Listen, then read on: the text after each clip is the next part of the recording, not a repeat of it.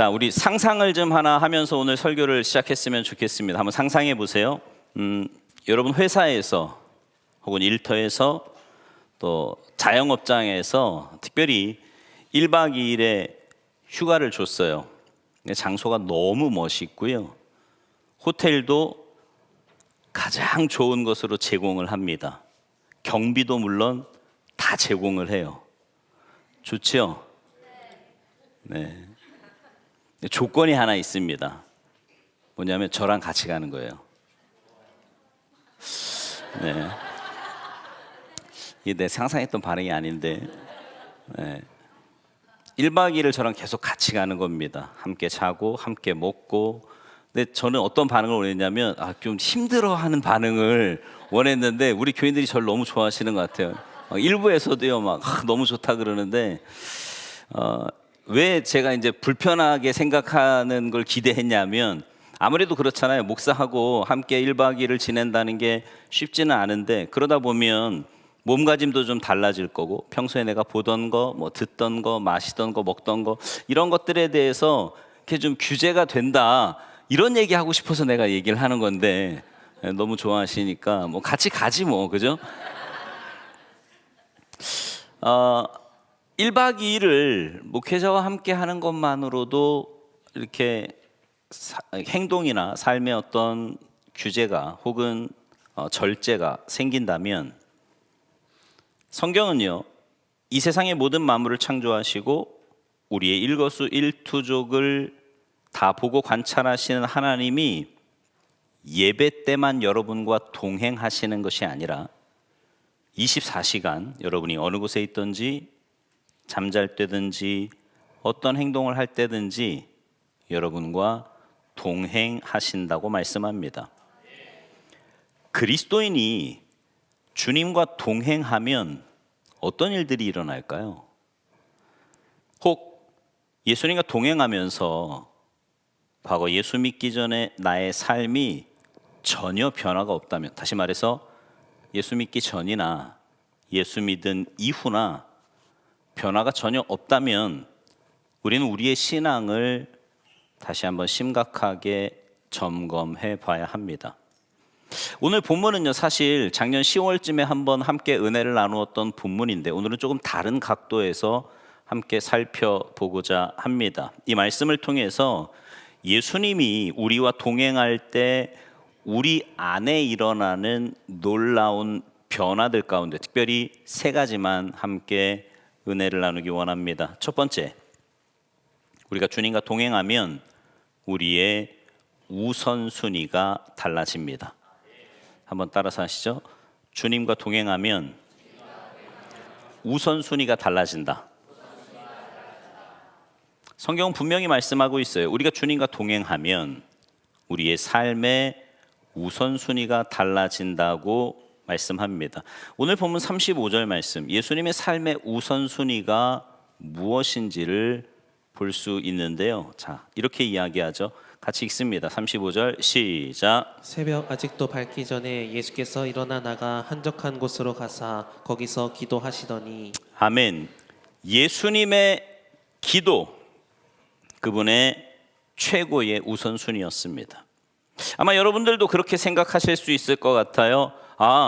나도 아침에 일어나서 다른 거 하기 전에 큐티책을 펴고 말씀을 읽고 기도하는데 우리 예수님도 우리처럼 나처럼 그렇게 하셨구나, 그렇게 생각할 법도 합니다.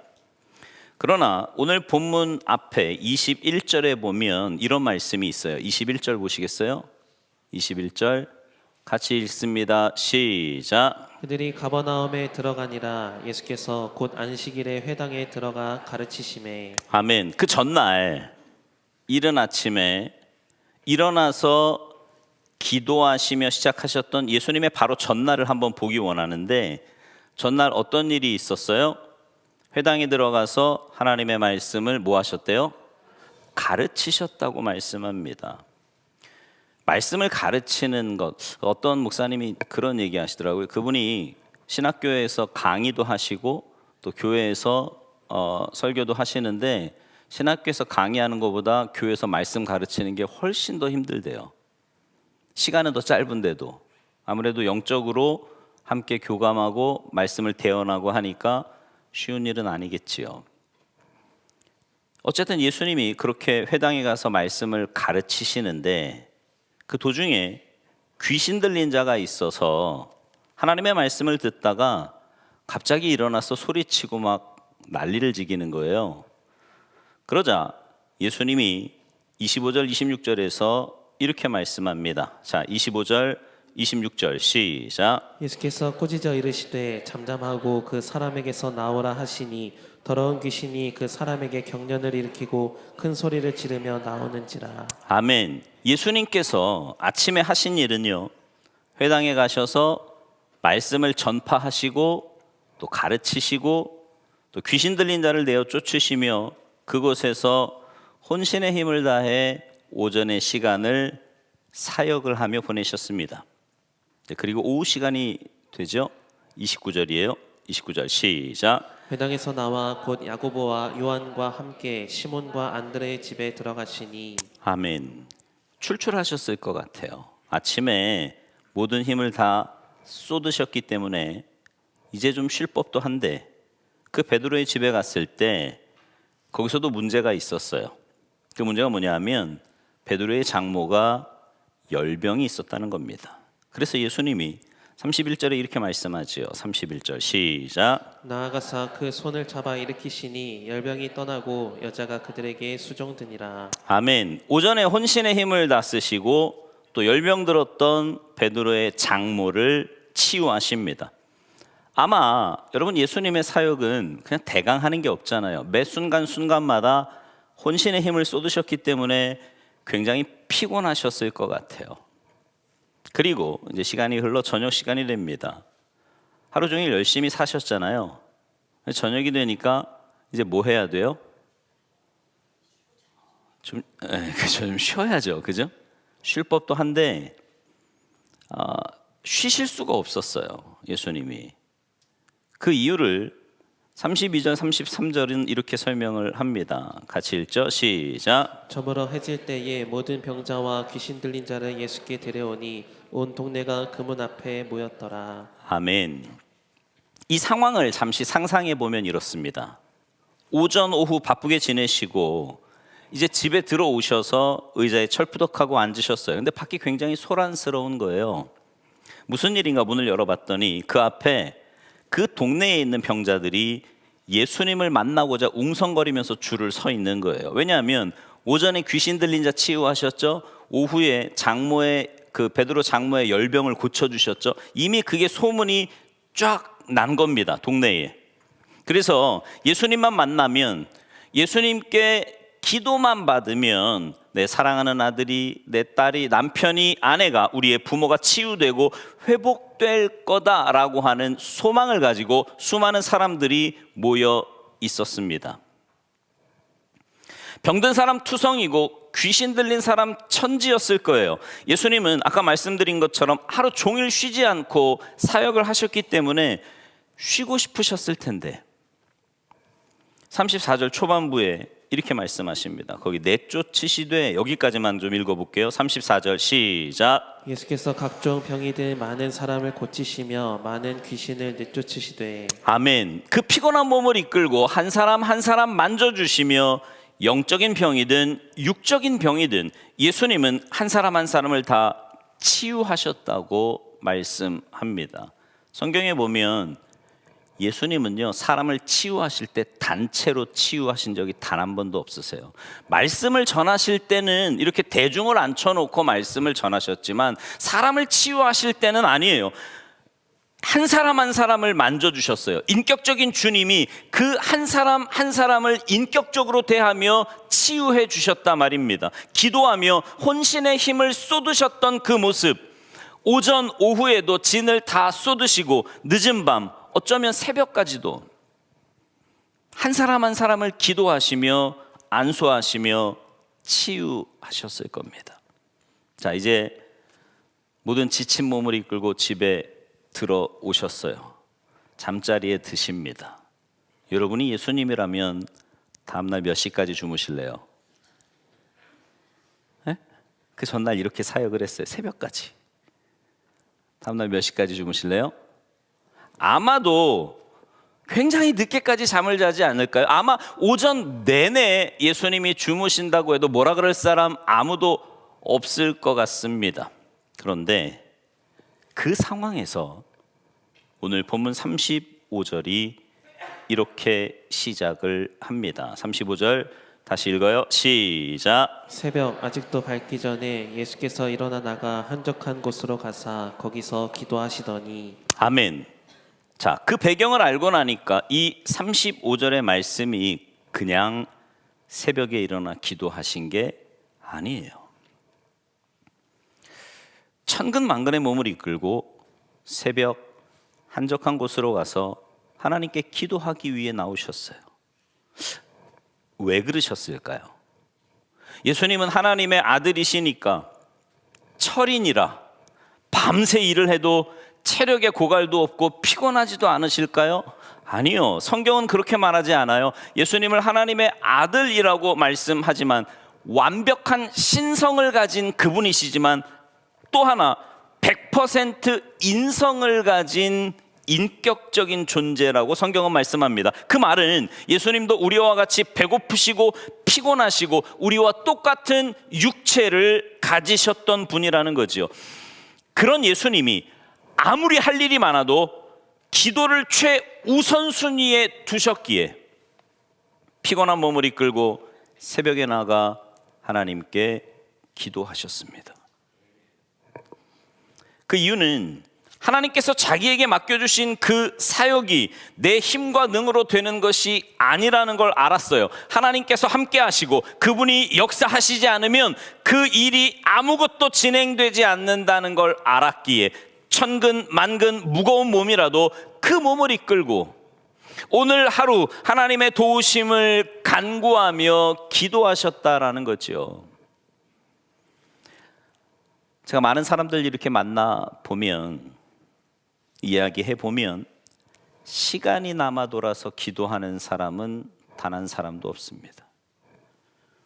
시간이 남으면 TV를 보지 기도하지 않더라고요.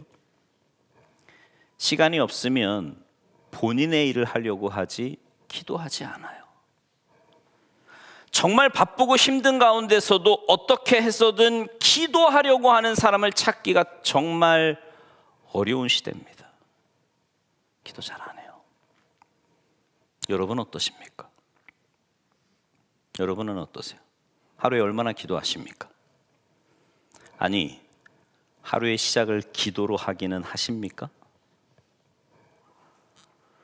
근데 우리의 모델 되신 예수님은 그 자리를 기도의 자리로 옮기시는 거예요. 자주 말씀드렸지만요, 종교개혁을 일으켰던 마틴 루터는 평소에 하루 2시간 이상씩 기도했답니다. 매일요, 매일. 여러분 이것도 대단한 거 아닙니까? 2시간쯤 우스우세요? 하루 2시간씩 기도하는 거 이거 쉬운 일 아니에요. 우리의 목표는 1시간이라고 제가 그렇게 부르짖는 이유가 뭐예요?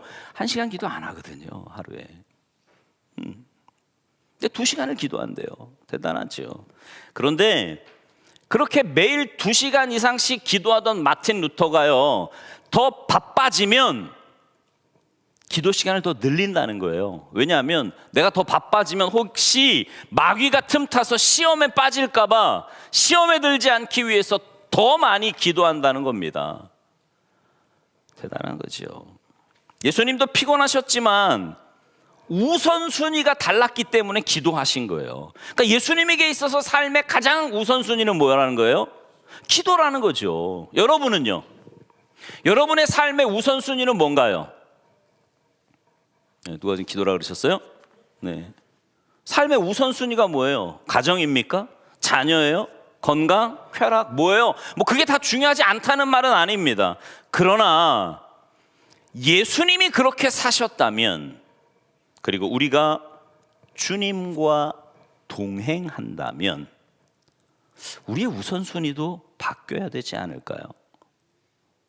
우리의 우선순위가. 우리의 우선순위는, 여러분 우선순위는요, 말로 정의되는 게 아니에요. 나는 하나님이 내 삶의 가장 우선순위예요. 나 하나님 사랑합니다. 말로 되는 게 아니라 우리의 시간, 우리의 재정, 우리의 마음이 있는 곳으로 정의가 됩니다. 아무리 내가 하나님 사랑한다고 하지만 그 사랑에 내 시간이 들어가지 않고 내 재정이 들어가지 않고 내 마음이 들어가지 않는다면 우리는 그저 한마디 흘러가는 말로만 대체되는 것이지 정말 사랑하지 않는 거예요, 하나님. 여러분 생각해 보세요. 여러분이 진짜 좋아하는 일이 있으시죠? 그런 거 없으세요? 진짜 좋아하는 일이 있으면 거기에 시간을 들이고 돈을 들이고 내 마음을 주면서 열심으로 노력하는, 아까우세요? 아깝지 않아요. 좋아서 합니다. 왜요? 마음이 있으니까. 마음이 있으니까. 행동이 우리의 우선순위를 말해주는 거예요. 재정이 말해주는 거라고요. 여러분이 아무리 하나님 사랑한다고 하면서 하나님 만나는 시간을 안 가져. 제가 종종 우리 청년들한테도 그런 얘기 하거든요. 그런 사람하고 연애하고 싶냐? 너 사랑한다 그러는데 안 만나. 시간이 없대요. 이게 사랑하는 겁니까? 사랑한다 그러는데요, 뭐 밥 한 끼도 안 살라 그래. 막 손을 부들부들 떨어. 만나고 싶어요 그런 인간? 안 만나요. 마음이 있으면 진짜 사랑한다 그러면요, 시간이 당연히 따라가고요, 물질이 따라가게 돼 있다니까요. 우리가 그리스도인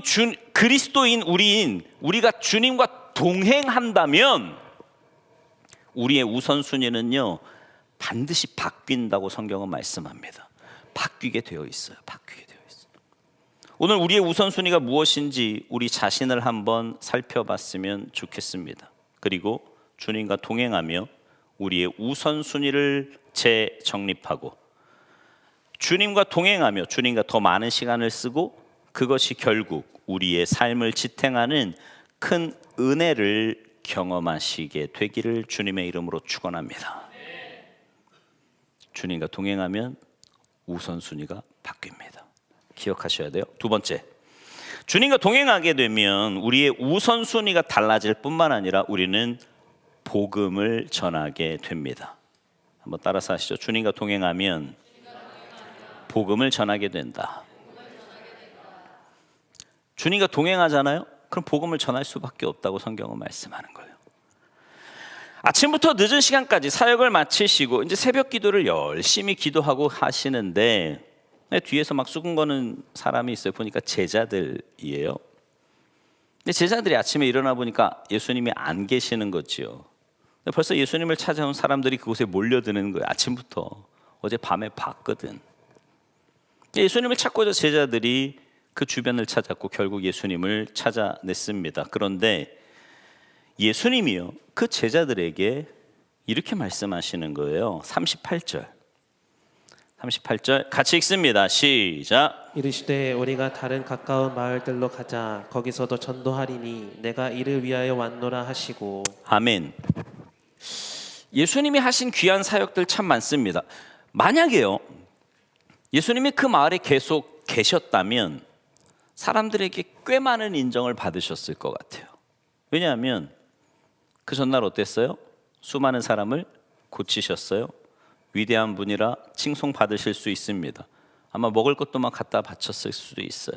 거기만 계셨다면 그냥 말씀 전하고 가끔 병자 치유하시면서 편안한 삶을 사실 수도 있었겠죠. 그런데 예수님은 그분이 오신 목적을 이렇게 이야기해요.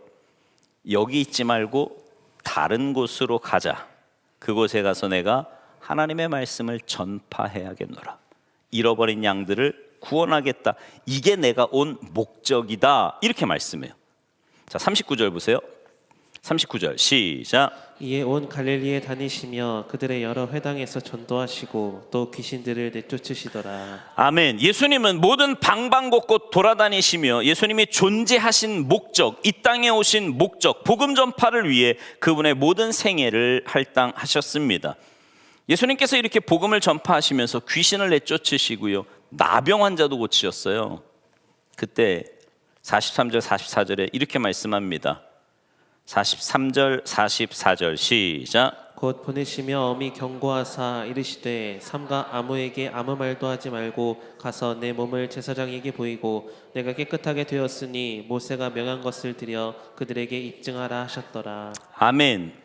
나병은요, 당시 굉장히 무서운 병이었고 가족과도 함께 있을 수 없었습니다. 성 밖에 나가서 살아야 될 사람들이에요.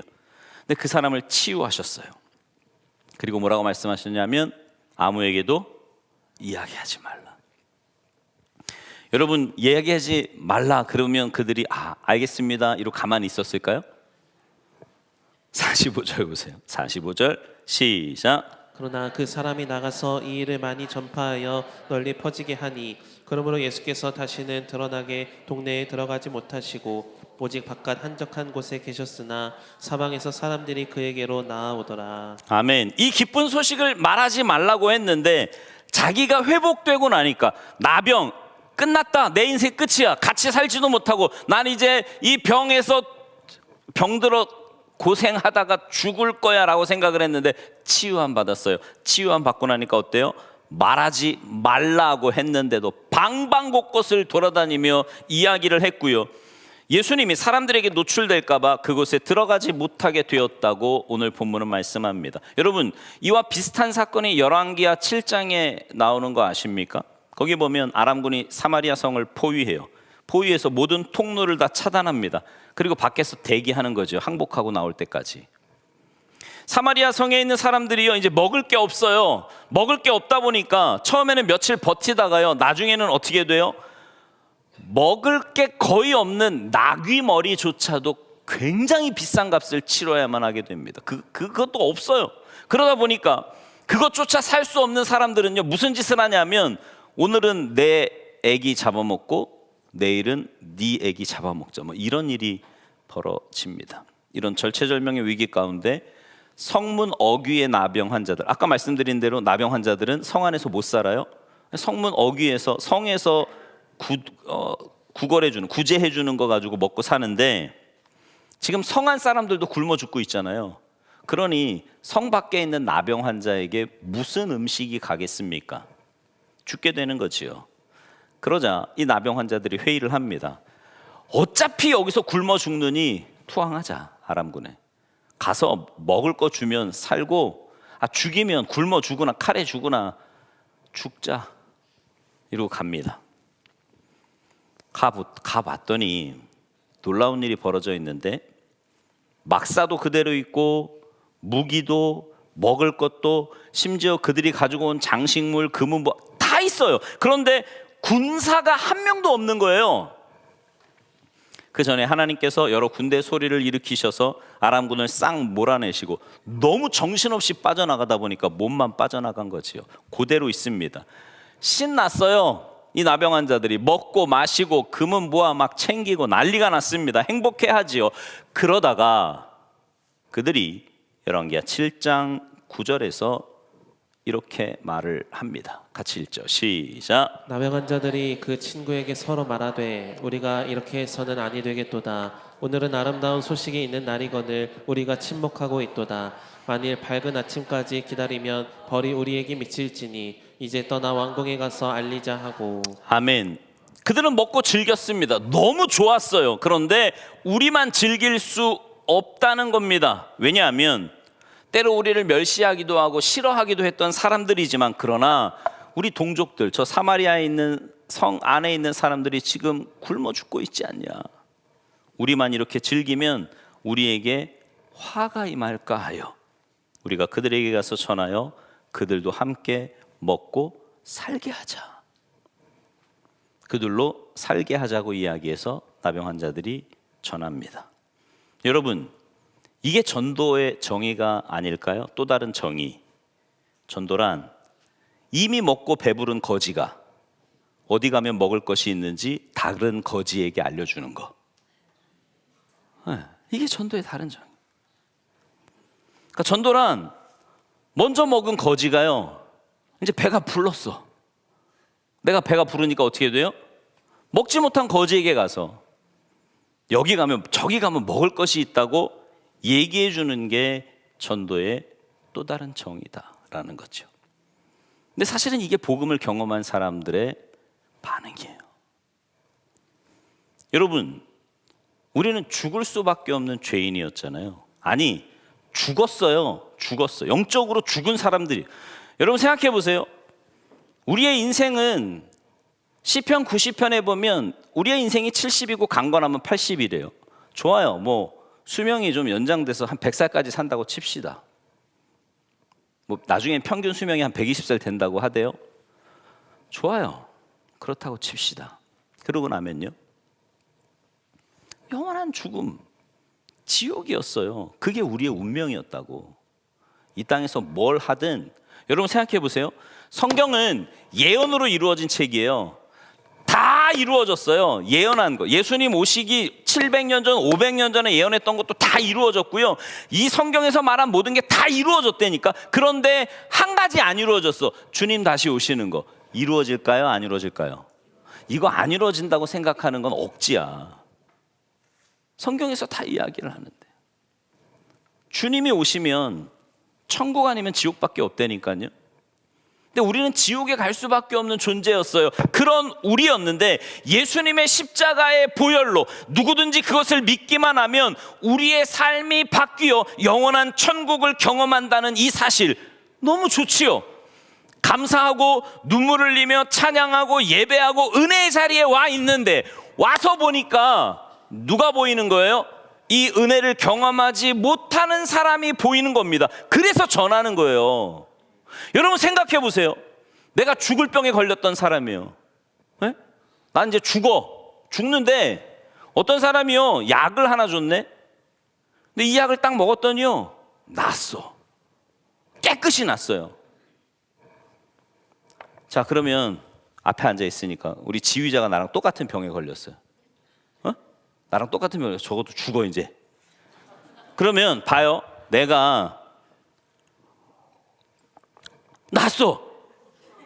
근데 봤어. 그럼 뭐가 생각나요? 내가 생각나? 이 약을 먹었는데 난 사람은요, 똑같은 병에 걸린 사람을 보면 이 약이 생각이 나요. 여러분 그거 아세요? 암에 걸렸던 사람들은요, 자기네들끼리 커뮤니티를 만듭니다. 그래서요, 그냥 제 여동생 보니까요, 그 안에서 별의별 정보, 뭔 약이야? 회충약? 구충제? 그거부터 시작해가지고 별의별 정보를 자기네들끼리 다, 어떤 사람은요 막 공부도 많이 했어. 거기에 막 논문 어떻게, 이게 뭐예요? 내가 경험해 보니까 낫더라, 좋더라. 그러니까 우리 함께 공유해서 함께 살자. 이게 인지상정이에요. 이게 사람의 마음이라고. 여러분, 육신의 질병도요, 나으면 그 나은 것에 대한 정보를 공유하고 싶어하고 알려주고 싶어하고, 저 사람도 나처럼 낫기를 원해서 함께 살고자 하는 게 사람의 마음이거든. 하물며 영원한 삶을, 영원이라니까. 영원? 아휴, 가봤어요? 무식한 소리 하지 마. 가면 못 와. 아직 우리가 경험해보지 못했지만 영원이래잖아요. 성경에서 다 예언해 놨다고. 근데 거기서 우리를 살려주셨다니까. 그러니 이걸 경험한 사람이 이걸 모르는 사람에게 어떻게 약을 생각을 못해요? 말이 안 되지. 경험을 못했거나 심각한 건망증이거나. 근데 여기 순서가 있어요. 뭐냐면 먼저 내가 배가 불러야 돼. 배고픈 거지가 자기가 먼저 불러야 돼. 일단 내가 살아야 되잖아요. 내가 굶어 죽게 생겼는데 다른 사람한테 가서 저기 음식 있으니까 가서 먹어. 니나 먹어. 그렇잖아요. 내가 먼저 살아야지. 배고픈 거지가 일단 먹고 배부르고 나면, 먼저 은혜를 경험하고 나면 그 다음에는 전하는 거예요. 내가 하나님의 은혜를 경험하지 못했는데 저기 가니까 은혜가 있다더라. 아무도 안 믿어요. 힘도 없습니다. 못 전해요. 근데 배부르고 난 후에, 내가 은혜를 경험하고 난 후에는 이 기쁜 소식을 전하는 거예요. 전도는 때와 시를 가리지 말라고 주님이 말씀하셨어요. 그러나 먼저 취해야 할 것은 우리가 먼저 그 은혜의 강가에 젖어야 합니다. 복음을 전해야 되죠. 근데 내가 그 복음의 은혜를 누리지 못하면 힘이 없다니까요. 여러분, 제가 예전에 그런 말도 드렸잖아요. 저기 국밥집 가면 진짜 맛있대. 가봐. 가봤어? 아니, 나는 안 가봤어. 그럼 뭐라 그래요? 너나 먼저 먹어봐. 너나. 내가 먼저 맛보고요. 내가 경험하고 내가 깊이 잠겨야지만 그 은혜를 경험할 수 있고 그 은혜를 경험해야 전할 수 있는 거예요. 네. 여러분, 주님 앞에 나올 때마다 은혜 많이 받으십니까? 그럼 전해야죠. 내가 은혜를 받았으면. 여기 있는 모든 분들 그저 한때 예수님을 경험하고 한때 눈물을 흘리고 한때 그 사랑에 젖어 있는 것이 아니라 바로 오늘 이 시간 그 은혜에 깊이 잠기시기를 주님의 이름으로 축복합니다. 누가 뭐라 그래도 받을 수 없는 그 은혜, 그 사랑이 차고 넘치시기를 간절히 소망합니다. 그리고 내가 회복되었다면 그 은혜를 알지 못하는 그 누군가에게, 가장 가까이 있는 가족, 친구, 주변에 있는 사람들에게 전하셔야 돼요.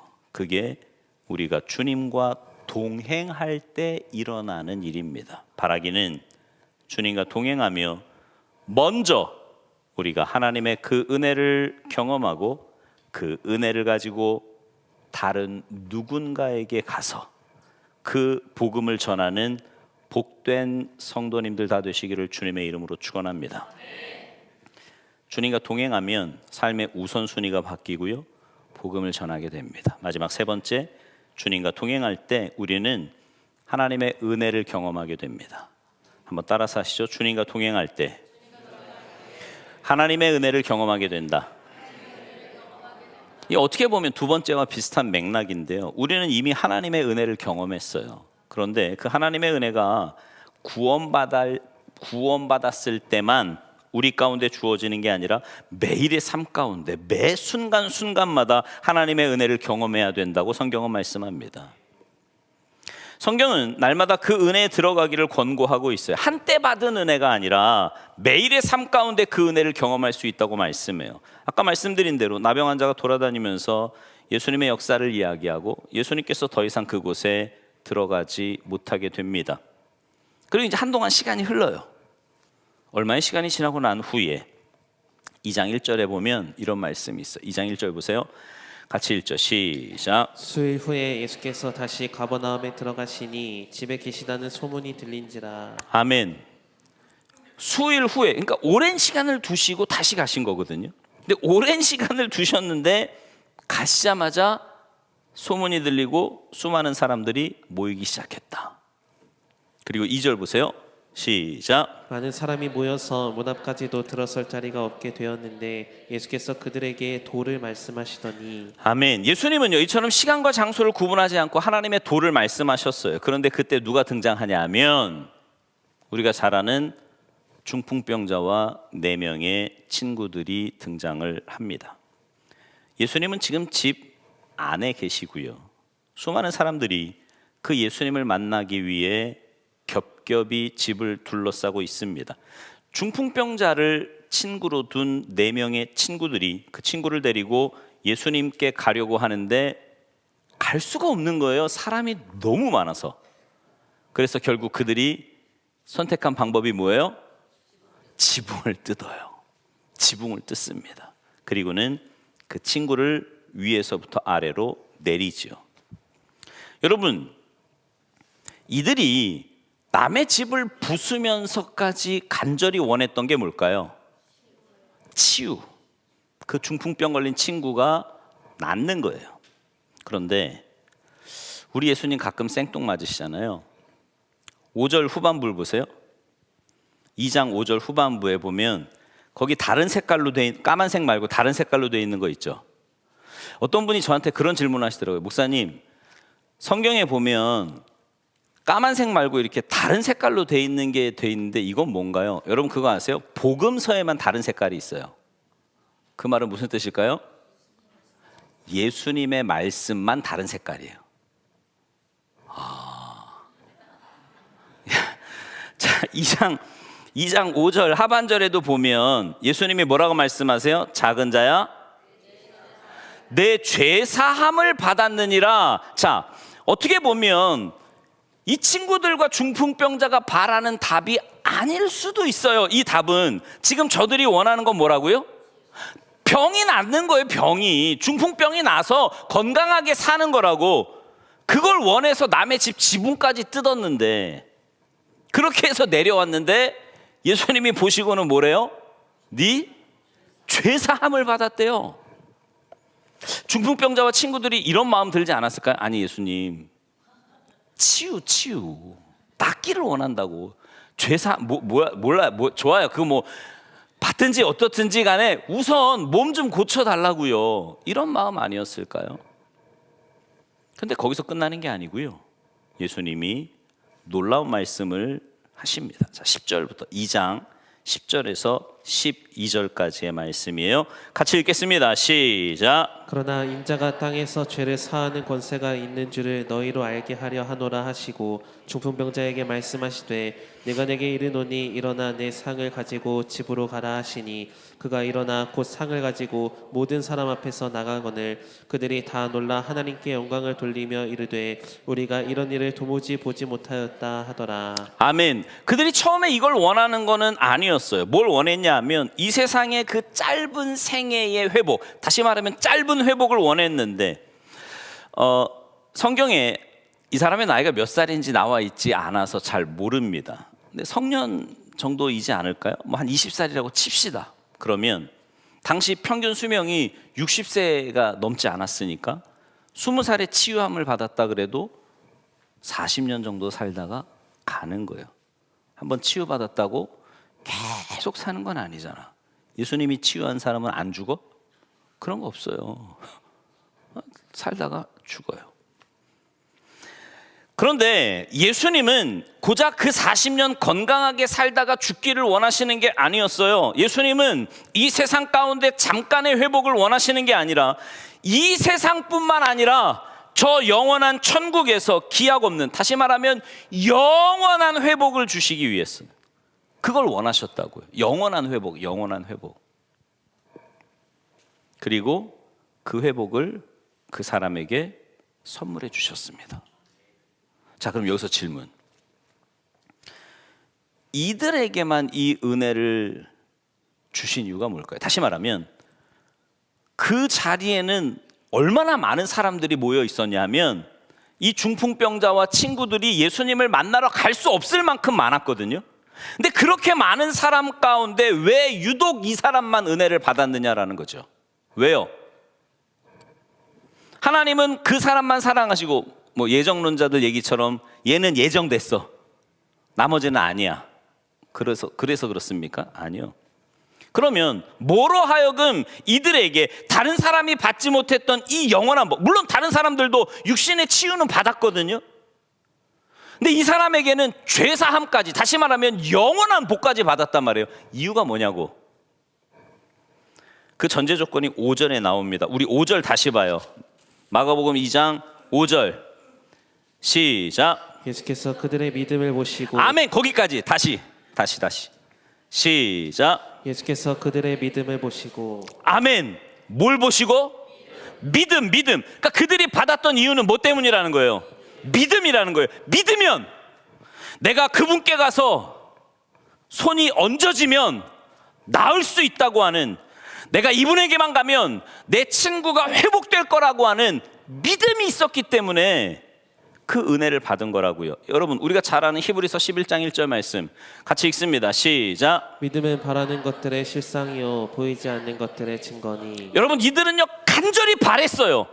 뭐 다른 사람들도 바랬을 수도 있지요. 그런데 그 바람이 다른 거야. 어떻게 다르냐면 다른 사람들은요, 오케이, 주님이 치유해 주시면 땡큐, 아니면 뭐 내가 용한 의원 알아놨어, 내가 여기서 예수님이 안 해주시면 고기 가자, 우리.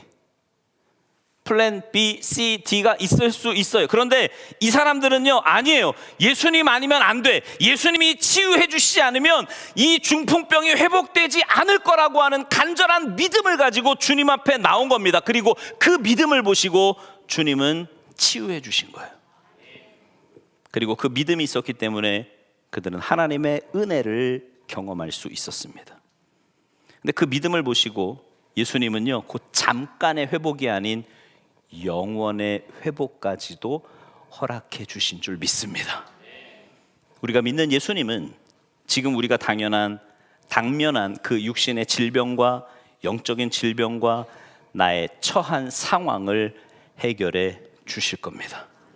여러분, 우리의 삶의 모든 문제는 주님이 해결해 주실 거예요. 믿으십니까?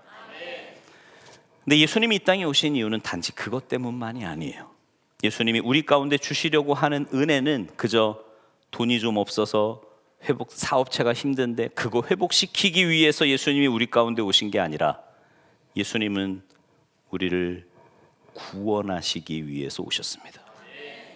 바라기는 모든 이 육신의 삶 가운데 하나님의 은혜를 경험하며 살았으면 좋겠어요. 하여튼 올해 시작하면서 제가 계속 그 기도하거든요.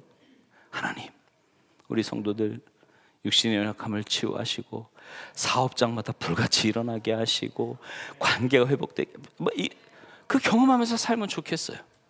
그런데 그것보다 예수님이 십자가에 못 박혀 돌아가심으로 인해 우리를 영원한 지옥에서 생명으로 그 은혜를 선물하기 위해 이 땅에 오신 줄 믿습니다. 여기 있는 모든 분들이 하나님의 육신적 은혜뿐만 아니라 그 뒤에 있는 영적인 은혜, 그 회복을 경험하시기를 주님의 이름으로 축복합니다. 여러분, 예수님이 여러분에게 어떤 분이세요?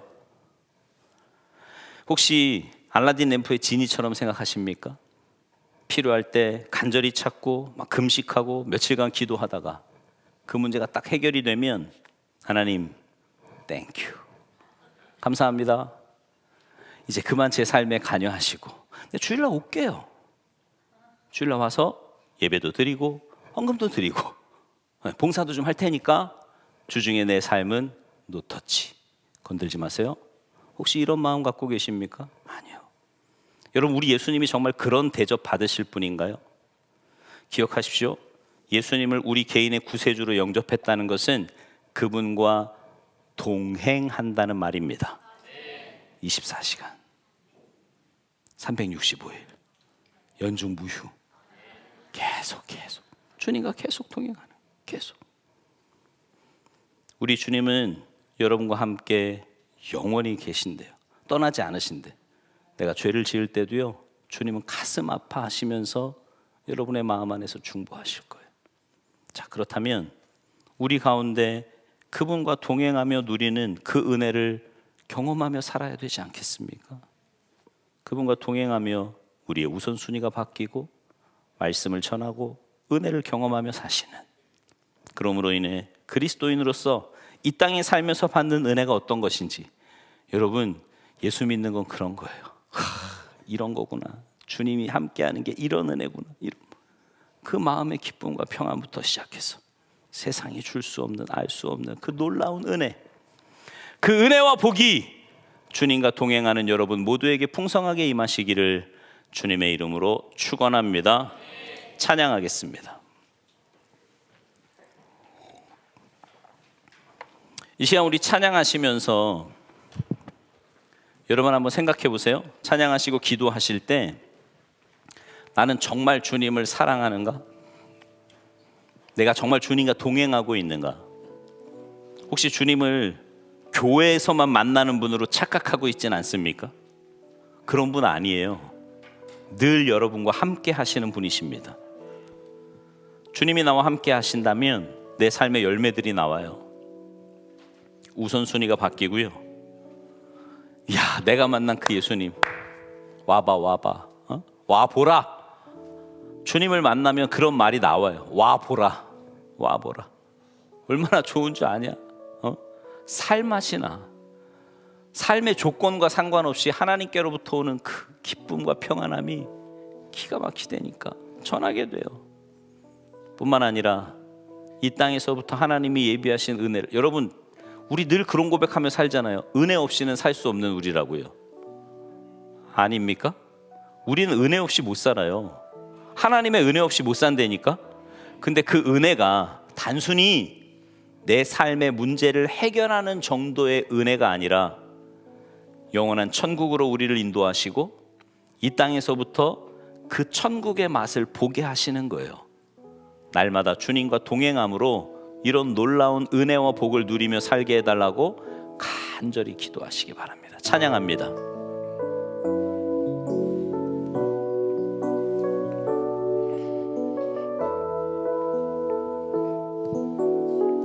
나의 안에 거하라, 나의 안에 거하라. 나는 내 하나님이니 모든 환난 가운데 너를 지키는 자라.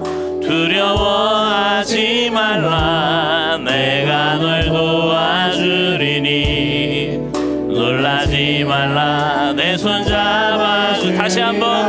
나의 안에 거하라, 나의 안에 거하라. 나는 내 하나님이니 모든 환난 가운데 너를 지키는 자라. 아멘.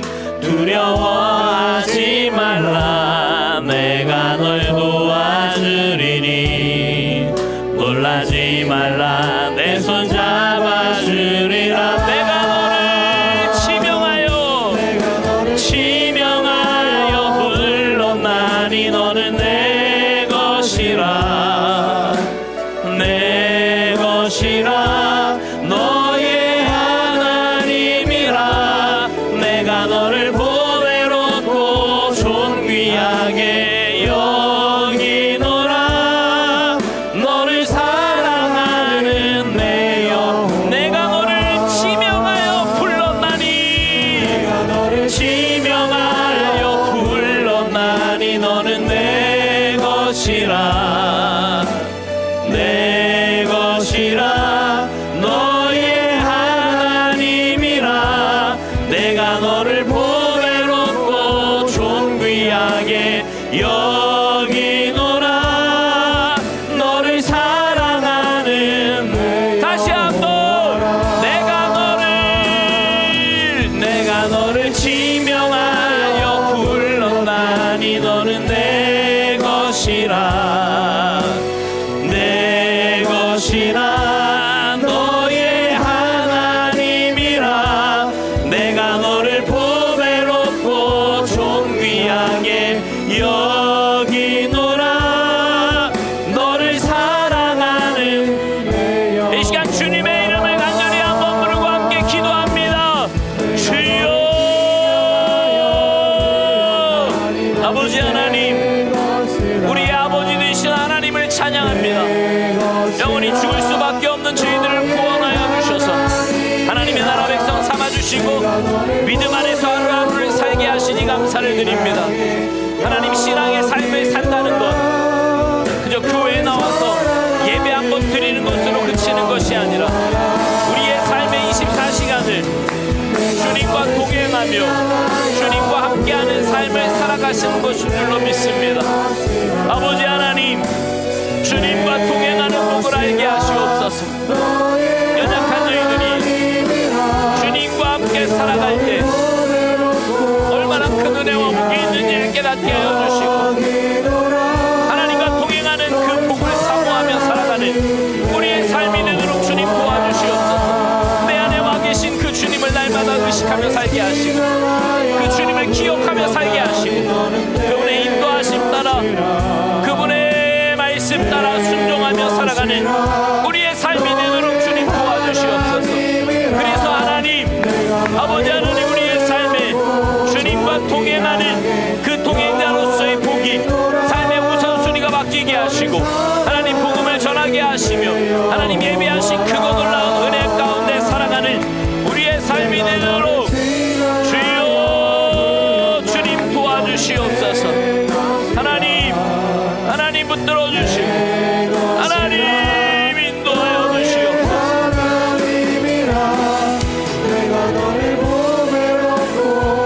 주님 감사합니다.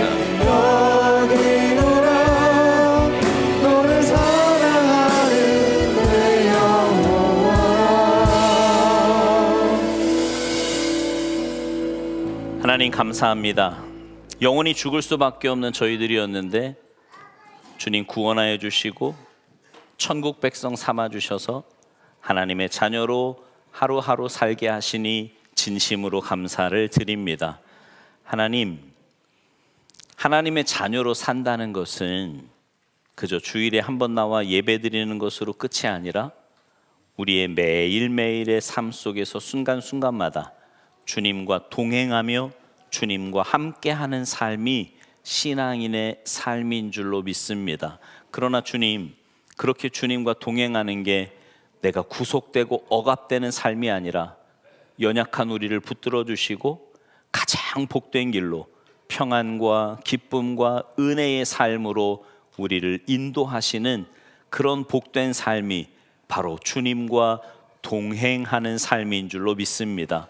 하나님, 이 동행의 복을 깨닫게 하여 주시옵소서. 그래서 주님과의 관계에 우선순위를 두고 날마다 주님의 말씀에 순종하며 나를 구원하신 그 주님을 증거하며 하나님 예비하신 크고 놀라운 은혜와 사랑 가운데 하루하루의 삶을 살아갈 수 있도록 주님께서 붙드시고 인도하여 주시옵소서. 감사드리며 예수님의 이름으로 간절히 기도하옵나이다.